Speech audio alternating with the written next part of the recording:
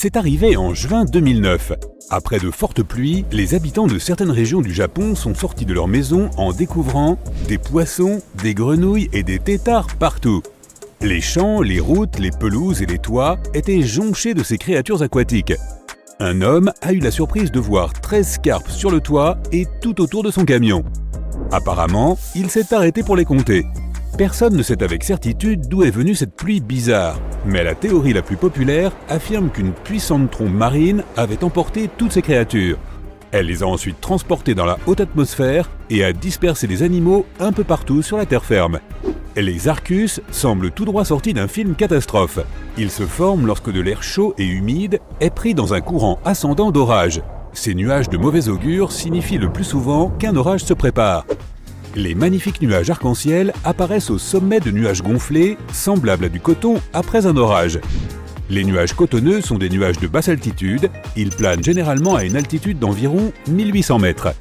Lorsque la vapeur d'eau qu'ils contiennent se condense, les gouttelettes qui en résultent agissent comme des prismes. Cela forme des chapeaux multicolores au-dessus des nuages. Les nuages dits « gloire du matin » sont extrêmement rares. Ils ressemblent à des tubes massifs qui s'étirent dans le ciel. Ils peuvent s'étendre sur plus de 1000 km, tout en restant relativement bas. La plupart des chercheurs s'accordent à dire que ces nuages apparaissent lorsqu'un courant ascendant se comprime à travers le nuage. C'est ce qui crée cet aspect tubulaire caractéristique. L'air frais à l'arrière du nuage les fait rouler vers le bas. Le meilleur endroit, mais pas le seul, pour observer ces nuages est le golfe de Carpentarie en Australie. Si tu décides de t'y rendre pour voir ces nuages, choisis la période allant de fin septembre à début novembre. En 2012, le ciel est d'abord devenu sombre et sinistre, puis jaune. Ensuite, des boules gélatineuses bleues ont commencé à tomber sur le sol. Au Royaume-Uni, un homme a trouvé ces boules dehors pendant une tempête de grêle. Il marchait vers son garage quand il a repéré quelque chose d'inhabituellement brillant parmi les grêlons blanchâtres. Lorsque les chercheurs ont examiné cette pluie de gelée, ils ont découvert que les boules étaient faites de la substance utilisée dans les couches ou le terreau, utilisée pour absorber les liquides. On ne sait toujours pas si les boules sont tombées du ciel, ou peut-être que la fonte de la glace a fait grossir quelques cristaux déjà existants en un clin d'œil. Ces énormes grumeaux blancs au-dessus de ta tête sont appelés des nuages mammatus. Ils peuvent te faire croire que le ciel est en train de tomber. La plupart des nuages se forment lorsque l'air monte dans l'atmosphère, mais pas les mammatus. Ils apparaissent lorsque de l'air humide et frais descend et se mélange à de l'air sec. Le résultat, des nuages uniques en forme de boules de riz soufflées. Au fait, si tu repères ce phénomène, c'est que le mauvais temps n'est pas loin, alors cours te mettre à l'abri. Les nuages nacrés colorés se produisent extrêmement haut dans l'atmosphère, 2 fois plus haut que l'altitude de croisière d'un avion de ligne. L'air à de telles hauteurs est extrêmement sec et froid. Les cristaux de glace des nuages nacrés sont beaucoup plus petits que ceux qui forment les nuages plus communs. Ils diffusent la lumière d'une manière différente, c'est ce qui donne aux nuages leur apparence de nacre. Une pluie de sang semble plus terrifiante que n'importe quel film d'horreur. Mais en réalité, il n'y a rien d'étrange ou de surnaturel dans ce phénomène météorologique. Les gens ont observé de telles pluies teintées de rouge depuis l'époque de la Rome antique. Parfois, des vents puissants soulèvent de la poussière rouge dans l'atmosphère et la transportent très très loin.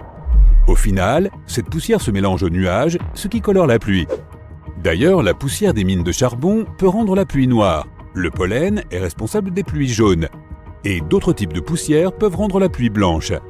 En Australie, il pleut parfois des araignées. C'est parce que ces créatures peuvent en quelque sorte planer. C'est une façon très inhabituelle de se déplacer. Une araignée grimpe tout en haut d'un grand arbre, puis elle tisse plusieurs brins de soie. Ces brins aident l'araignée à être emportée par le vent. Il n'est pas facile de repérer ces araignées, mais parfois, si le temps est particulièrement humide, elles planent alors en masse. Et là, tu ne peux pas t'empêcher de les voir. Des millions d'araignées migrent pour trouver un autre endroit offrant de meilleures conditions de vie. On pourrait croire qu'il neige dehors, mais non, ce sont des araignées qui dérivent vers le sol. Tu as déjà vu d'énormes disques ronds dans le ciel? Il s'agissait très probablement de nuages lenticulaires. Ils se forment généralement au-dessus de lieux imposants et élevés comme des montagnes ou des collines. Lorsque des vents forts se heurtent à un obstacle, cela crée une vague d'air. L'air s'enroule en quelque sorte autour de l'obstacle. Et plus la barrière est haute, plus l'air qui s'élève au-dessus d'elle devient froid. À un moment donné, l'humidité qu'il contient se transforme en gouttelettes d'eau. Et elle forme ces nuages inhabituels. T'es-tu déjà demandé quelle était la plus longue période de pluie sans interruption? Même 1 heure de pluie peut être une grosse affaire si tu traînes dans un endroit sec comme le désert d'Atacama en Amérique du Sud. Cela peut constituer un record pour ce genre de lieu. Mais dans les régions très pluvieuses comme la forêt amazonienne, 40 jours de pluie d'affilée, personne ne s'en souviendra. Fait intéressant, nous ne disposons de relevés de précipitations que là où les gens en font le suivi. De nombreuses villes ne recueillent aucune donnée de ce type. Et puis, il y a énormément d'endroits inhabités sur Terre, comme les forêts tropicales ou l'océan. Nos connaissances sur les précipitations sont donc un peu inégales. Si nous voulons parler de records, Hawaï en détient quelques-uns. Les gens là-bas vivent de longues journées sous la pluie, surtout sur les îles où les vents soufflent vers les montagnes. De 1939 à 1940, ils ont enregistré 331 jours d'affilée avec des précipitations mesurables. Si tu es du genre à regarder la pluie derrière ta fenêtre avec une tasse de thé, cela te semblera idéal. Mais nous avons tous besoin de voir le soleil, au moins de temps en temps. Prendre un peu de soleil est bon pour le corps et l'esprit. Ça permet d'absorber de la vitamine D. 5 à 15 minutes de soleil, quelques fois par semaine, peuvent te faire une grande différence. Et, as-tu déjà entendu l'expression « humeur ensoleillée » ? Des chercheurs ont découvert que les gens se sentent un peu déprimés lorsqu'il n'y a pas beaucoup de soleil autour d'eux. Les journées ensoleillées nous rendent heureux. Le soleil stimule la sérotonine, qui combat le blues. Et cette sérotonine solaire n'aide pas uniquement ton humeur. Elle t'aide aussi à dormir, et c'est aussi un assistant cardiaque. Lorsque le soleil touche ta peau, ton corps libère de l'oxyde nitrique, qui fait baisser ta tension artérielle. Avec une tension saine, on a un cœur plus sain. Maintenant, va dire ça aux gens qui ont dû subir 881 jours consécutifs de pluie. Oui, le record a été établi, presque 3 années complètes de pluie. Ça s'est passé de 1913 à 1916 à Onomumaki, à Hawaï. Il a plu comme jamais. La région, comme tu le sais peut-être, est une forêt tropicale humide. Comment les nuages créent-ils de la pluie? La pluie survient lorsque de l'air humide monte dans le ciel et se refroidit un peu. Lorsque cet air se refroidit, ces molécules se blottissent les unes contre les autres et viennent former un nuage duveteux. Après ça, à l'intérieur de ce nuage, les choses deviennent plus amusantes. L'air, en se déplaçant, peut parfois faire en sorte que ces gouttelettes se heurtent les unes contre les autres et grossissent et guillent. Elles peuvent alors se transformer en cristaux de glace au sommet du nuage, où il fait froid. Ces gouttelettes de glace deviennent ensuite assez lourdes et dégringolent et se transformant en pluie. Mais il n'y a pas qu'un seul type de pluie. Elle peut provenir de toutes sortes d'orages. Les orages apparaissent, mouillent un tout, puis continuent leur chemin. Ils peuvent déverser des tonnes de pluie en un rien de temps. Les orages d'hiver, en revanche, sont plus calmes. Ils restent là pendant des jours et déversent une pluie fine ou même de la neige s'il fait assez froid. La météo est comme nous, elle a ses humeurs. Mais la nature sait équilibrer les choses. Après l'orage, vient le soleil, et l'air s'assèche et nous pouvons profiter du ciel dégagé. Mais les choses peuvent devenir intéressantes si tu te trouves dans une zone montagneuse proche de l'océan. Lorsque l'air humide de la mer atteint les montagnes, il est forcé de les escalader, ce qui crée des précipitations qui durent parfois des semaines. Et si je te disais qu'il y a eu une époque sur Terre où la pluie est tombée sans discontinuer pendant 2 millions d'années et a complètement bouleversé le destin de la planète? Une fois l'ère permienne achevée, il y a environ 234 millions d'années. Je n'étais pas encore né, mais j'ai lu des articles sur le sujet. Le Trias a commencé, marqué par une longue période de précipitation. Ce phénomène est aujourd'hui appelé l'épisode pluvial du Carnien. Ce n'est pas moi qui ai décidé de ce nom.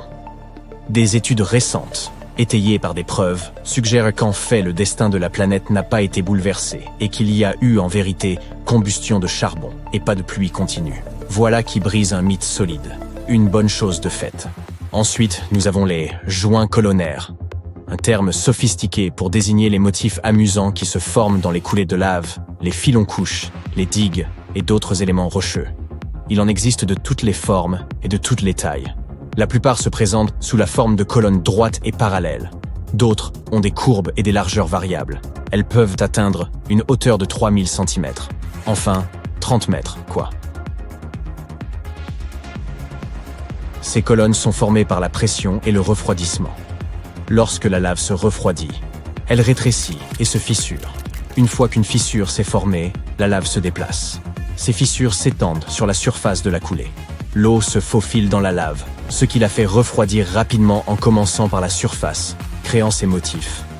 Le Devil's Postpile, en Californie, est un endroit à visiter absolument si tu veux voir des joints de colonnaires. Mais bon, on en trouve partout dans le monde. Levons les yeux, le spectacle va être magique. Les arcs-en-ciel de feu, également appelés arcs circumhorizontaux, ressemblent à des flammes qui dansent sur les nuages. Pour voir ces choses magnifiques, il te faut des cirrus et aussi que le soleil soit à au moins 58 degrés de hauteur. Il s'agit d'une collaboration entre la lumière du soleil et les nuages. Voyons cela plus en détail. Prends Londres, par exemple. La ville se trouve à environ 51 degrés au nord. Du coup, désolé les Londoniens, pas d'arc-en-ciel de feu pour vous. Maintenant, dirigeons-nous vers les eaux profondes pour voir les cercles de culture sous-marins. Il s'agit de motifs circulaires, géants, découverts en 1995 près des côtes sud du Japon. Les habitants ont été déconcertés. Ils les ont surnommés les « cercles mystérieux », comme si l'océan avait un talent secret pour la sculpture sur sable.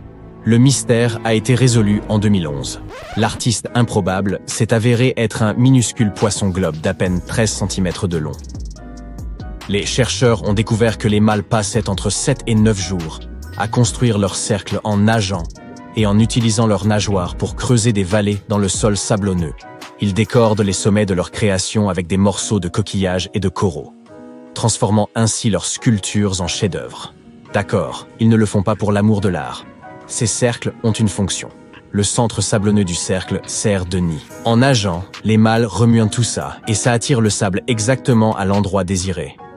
Lorsqu'une femelle poisson-globe passe à la nage, le mâle virevolte et danse, faisant tourbillonner le sable autour de lui.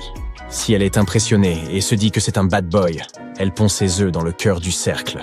Et voilà, une fin heureuse. Voyons maintenant les fleurs de givre. Tu as peut-être déjà vu de fines feuilles de glace qui ressemblent à des pétales et qui surgissent parfois des tiges des plantes. Elles sont à peu près aussi épaisses qu'une carte de crédit. Elles se forment lorsqu'il fait froid, que le sol est humide mais pas gelé, et les tiges des plantes non plus. Toutes les plantes ne produisent pas ces fleurs de givre. Il faut que les conditions soient réunies. Voici comment ça se passe.